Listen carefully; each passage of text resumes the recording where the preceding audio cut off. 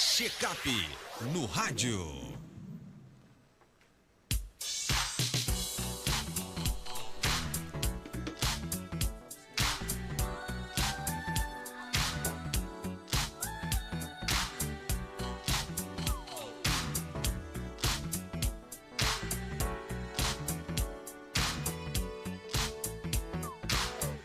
Quadro Checkup no rádio, hoje com o Dr. Belísio Neto, médico geriatra. Seja bem-vindo aqui ao nosso Panorama 95. Dr. Belísio, bom dia.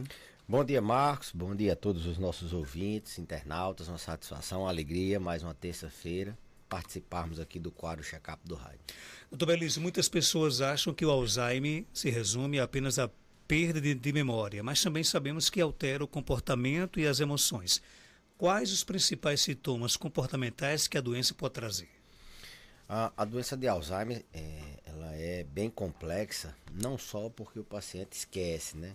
O esquecimento, as alterações nas funções cognitivas, elas são o pontapé inicial. E isso vai progredindo, a doença vai progredindo, vão se perdendo neurônios e o paciente começa a ter alterações no comportamento em fases que a gente considera didaticamente a fase moderada, é a progressão da doença.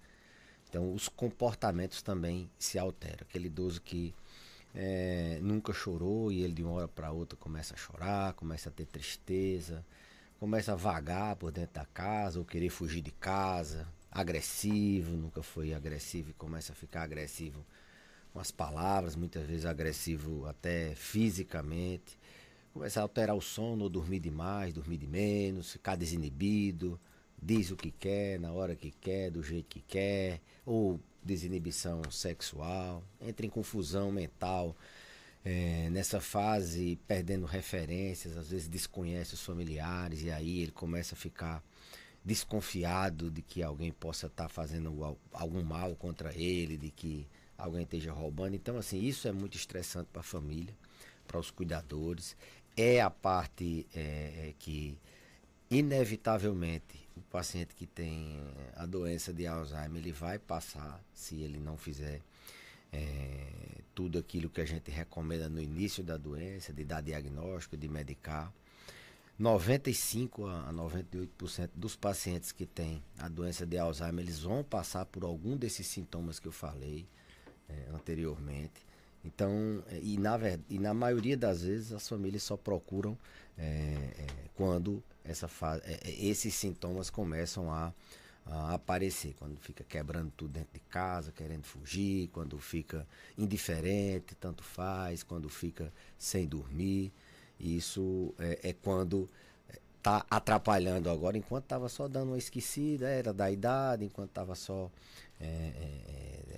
se atrapalhando em alguma coisa que fazia, às vezes as famílias esquecem que essa doença vai progredir e como tudo na vida, prevenir ou tratar precoce ou tratar o quanto antes faz muito mais diferença do que depois que o carro está andando. Você entrar no carro com ele parado é mais fácil, depois que ele está andando é mais difícil. Então um dos grandes problemas, Marcos, é que esses sintomas eles aparecem em 98%, como quase todo mundo, e o paciente só chega depois, boa parte das vezes, depois que esse sintoma aparece, quando a família se dá conta que realmente aquele idoso está precisando de ser cuidado.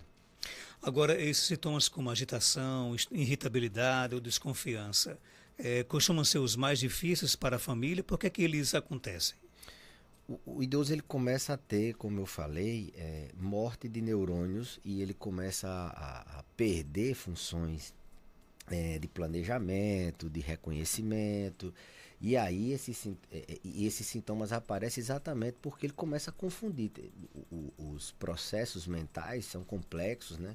Às vezes um simples fato de conseguir tomar um banho sozinho requer processos mentais complexos. Então eles aparecem porque a doença progride, porque a doença vai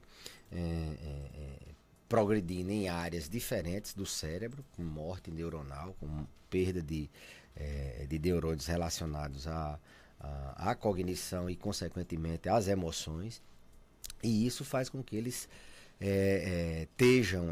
eles tenham esses sintomas que a gente considera na fase moderada. Então, são mais difíceis esses de agressividade, de desconfiança, de agitação, porque são sintomas que requer atenção mais direta do cuidador, do familiar. Ele vai ter que estar toda hora em alerta, né?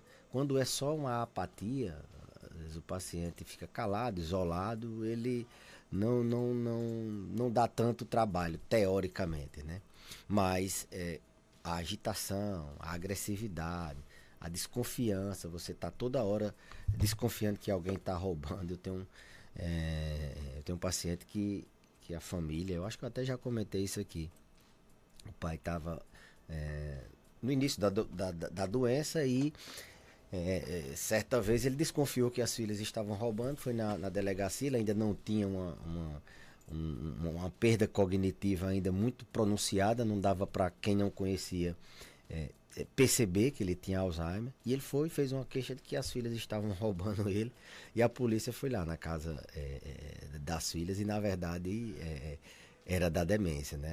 Era do Alzheimer, e inclusive até assim, deixar bem isso bem claro, que esses pacientes, as famílias às vezes se irritam, tentam trazer ele para a realidade e às vezes fica achando que aquilo não, é porque ele era assim, ele piorou. Não, isso é a doença, não é ele, né? A gente não pode estar colocando culpa no paciente que tem a doença e está com um sintoma desse. Então, esses são mais complicados, como eu disse, está quebrando tudo, está querendo fugir de casa, requer alerta toda hora, ou você está ouvindo toda hora que seu pai ou sua mãe, seu avô, sua avó está ali lhe roubando, aliás, que você está roubando ele, que chega uma pessoa, ele vai dizer, olha, cuidado que essa daí é uma sem futuro, ela está, eu não posso deixar nada, e fica toda hora guardando as coisas, perde as coisas muitas vezes, dá muito trabalho ao cuidador. Então, são sintomas mais difíceis, esses de agitação psicomotora, assim vamos dizer. Perambular, vagar, fugir de casa, ficar agressivo, não dormir, ficar desconfiando, isso é bem traumático. De que forma esses sintomas podem afetar a rotina da família e o dos cuidadores? O que é que você recomenda para lidar com momentos de agressividade ou agitação no idoso com Alzheimer? Boa pergunta, Marcos. A gente às vezes esquece, pensa só no Alzheimer e esquece que, na verdade, o paciente que tem Alzheimer, ele tem Alzheimer, tem outras doenças, é a família, são os cuidadores, é o profissional ou os profissionais envolvidos nisso. E um dos tripés que são os cuidadores, às vezes é negligenciado. Então, a família, no caso também. Muitos cuidadores são familiares. E essa doença, ela traz muita sobrecarga, né? Ela traz um esgotamento para as famílias, porque se repete e se não existir uma colaboração, uma divisão de tarefas entre a família, se o cuidador não cuidar de si próprio, ele não tem condição, ele vai sucumbir, ele vai começar a se colocar em risco de cometer uma violência com aquele idoso, dar um grito e alguém perceber, ou ele vai adoecer. Na maioria das vezes eles adoecem de sobrecarga, né? O estresse do cuidador gera depressão, gera insônia, gera ansiedade. Vai adoecer porque não tem tempo para fazer uma atividade física e fazer uma prevenção. Então eles têm que se cuidar, né? As famílias têm que se organizar. É uma nova etapa, é uma outra pessoa que vocês vão. Aliás, é uma mesma pessoa, só que com atitudes diferentes. Dividir tarefas e eu sempre digo, não conte com quem não quer ajudar. As famílias ficam muito frustradas às vezes, tem não sei quantos filhos, mas só 2 ou 3 ajudam. Quem não quer ajudar, ou se não pode ajudar presencialmente, tente dividir alguma tarefa que possa ajudar à distância. O cuidador se cuidar, se alimentar bem, ter tempo de descanso, isso é fundamental. Eu sempre digo, às vezes, para cuidadores profissionais, para os familiares que contratam um cuidador, ter o cuidado de dizer, ele descansar é bom porque ele vai cuidar melhor. Se ele ficar 24 horas, 7 dias por semana e não descansar, vai ser muito ruim.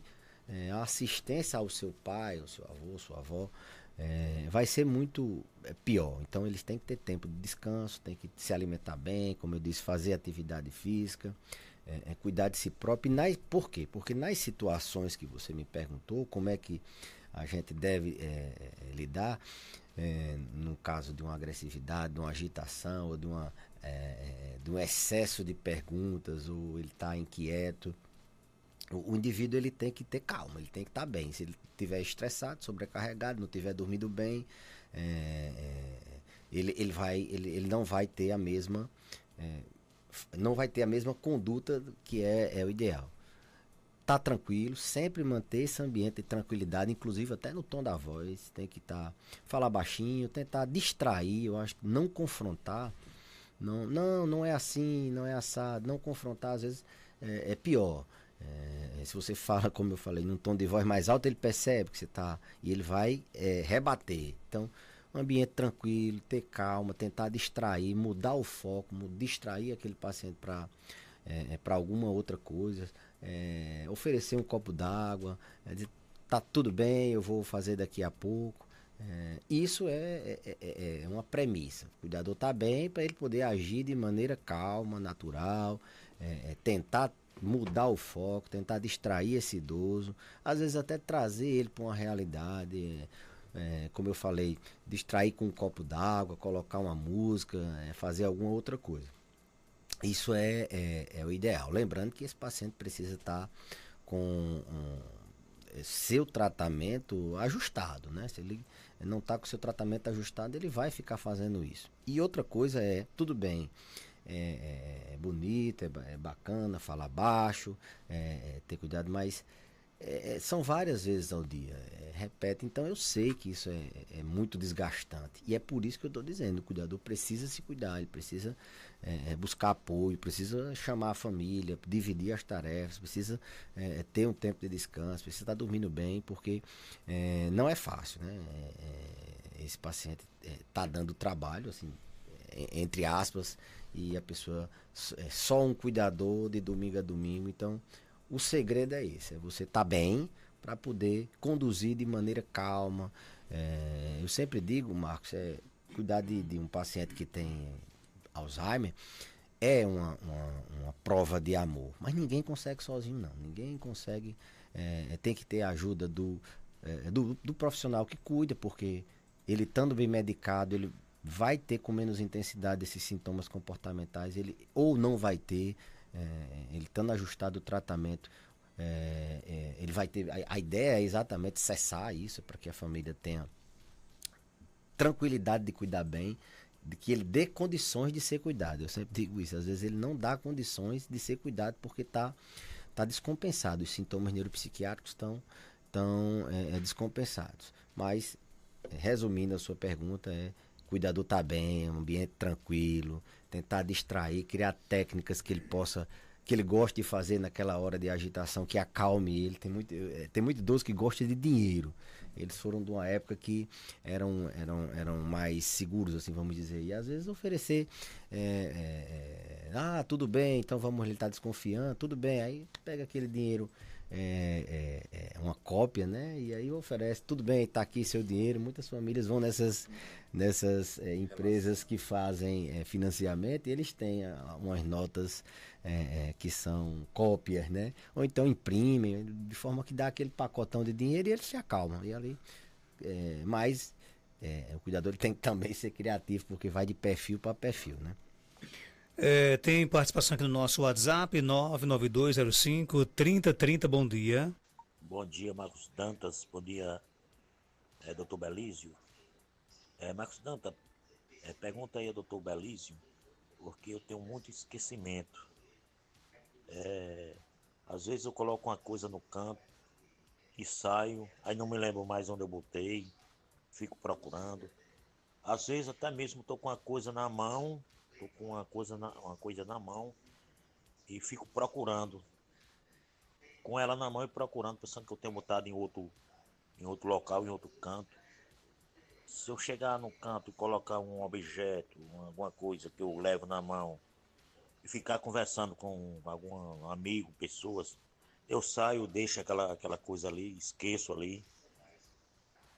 Perguntei ao doutor Belício o que é que vem ser isso, porque eu tenho 50 anos, minha idade é 50 anos. Eu acho que não é causa de vir causa de Alzheimer, não. Todo mundo liga o esquecimento ao Alzheimer, né, doutor Belício? Uhum. E é o principal sintoma, né, da doença de Alzheimer, é o esquecimento. A gente tem que estar, não pode perder essa, lógico, que a doença pode aparecer com outras funções cognitivas alteradas, seja linguagem, seja capacidade de planejamento, de execução de algumas coisas, mas o esquecimento é o principal sintoma.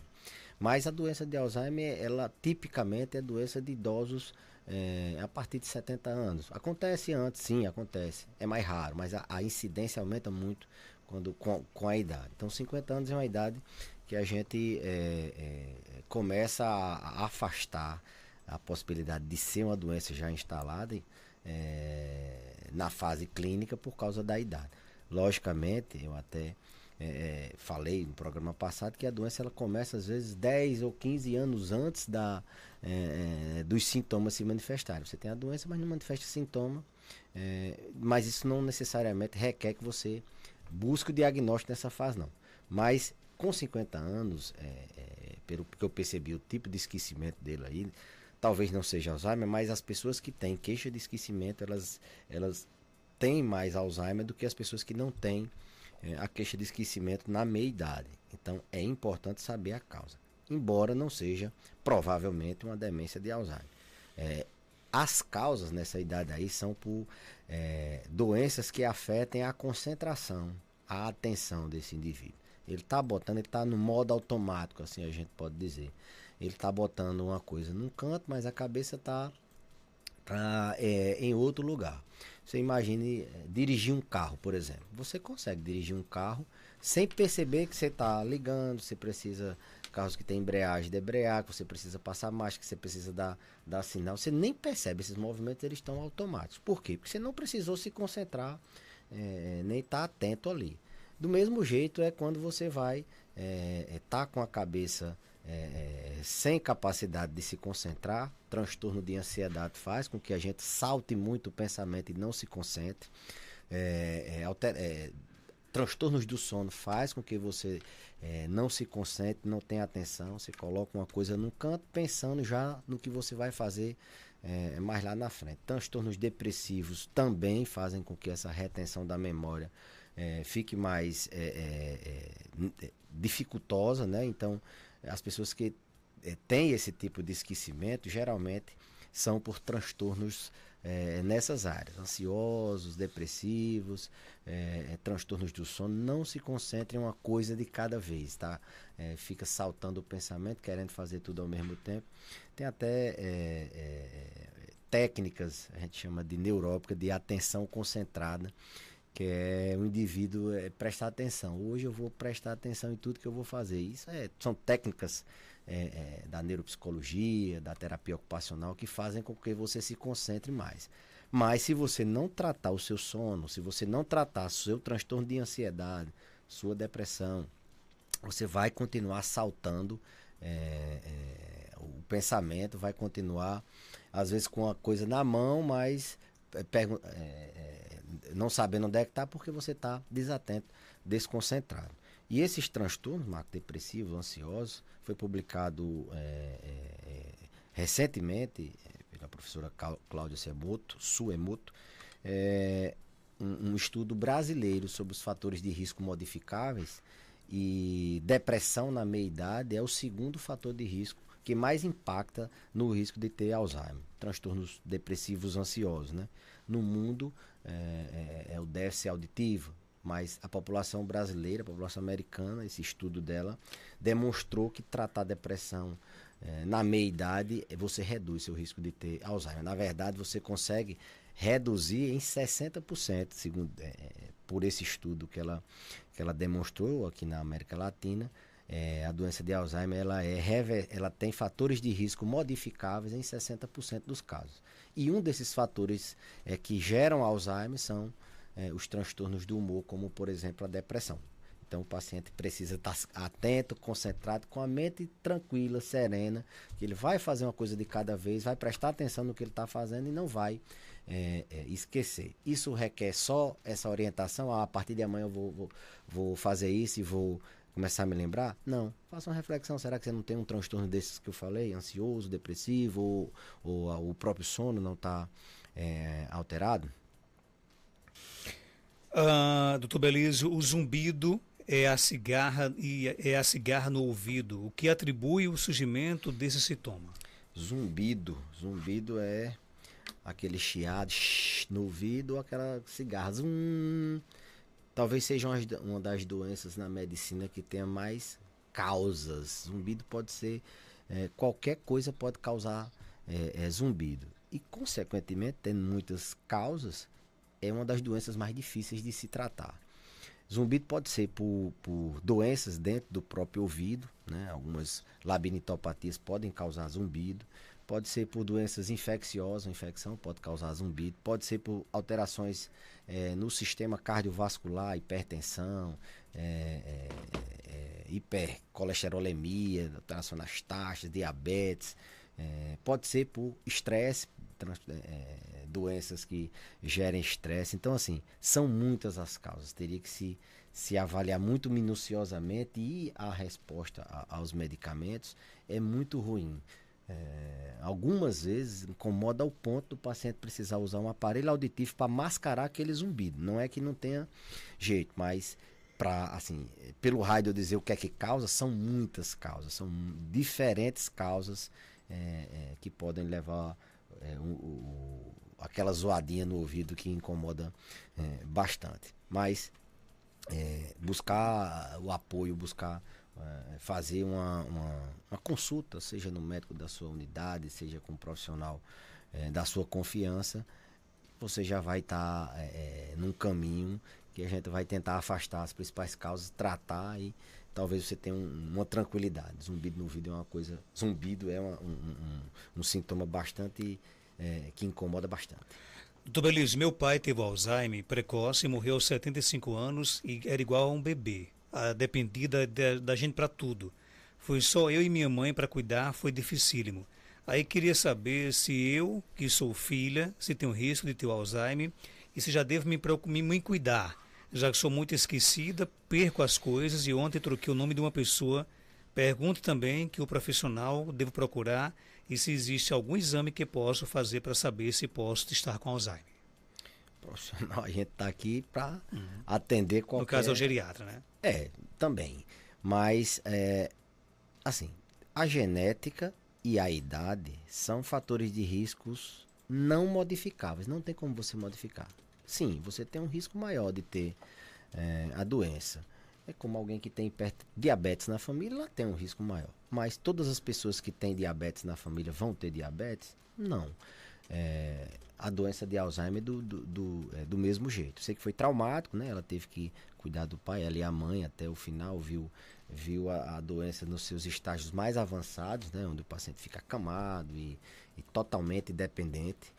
Mas isso não pode gerar nela uma preocupação que faça com que ela busque um exame, inclusive não tem indicação de se fazer exame para genético ou mesmo com líquido, para saber se ela tem o risco de ter Alzheimer. Isso não vai ajudar ela em nada, ela já sabe que tem um risco de ter Alzheimer, mas ela tem um risco também de ter várias outras doenças que talvez na família também tenha. Não pode se concentrar só nisso, mas é importante ela saber que, até falei anteriormente, que foi demonstrado por esse grande estudo da doutora Cláudia Suemoto, que 60% você consegue modificar o risco de você ter a doença com essa média de 60%. Como?